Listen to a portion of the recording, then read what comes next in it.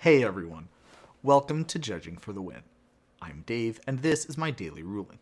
Amy plays Disturbed Slumber, targeting Darksteel Citadel. After that resolves, she plays Relic's Roar, targeting the same land. What are the final characteristics of Darksteel Citadel? How would the answer change if these spells were played in the other order? So, for these continuous effects questions, the answer always starts with identifying which layer each part of each continuous effect is operating in. Both of these cards have continuous effects that set a permanent's types, subtypes, and supertypes, which operate in Layer 4, and continuous effects that set a permanent's base power and toughness, which operate in Layer 7b. And then the Disturbed Slumber also grants some abilities, which happens in Layer 6.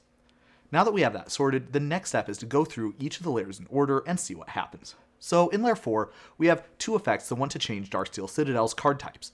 Somewhat confusingly, the phrase, "it's still a land" on Disturbed Slumber is defined in the comprehensive rules to mean that Darksteel Citadel gets to keep all of its old card types, including Artifact, when this effect is applied.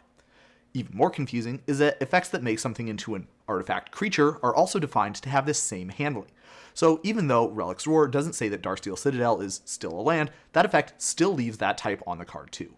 The net result of this is that it doesn't matter what order these two continuous effects are applied in, the type line of Darksteel Citadel will end up saying Artifact Creature Land - Dinosaur, since continuous effects use timestamps to determine which one applies first within a layer.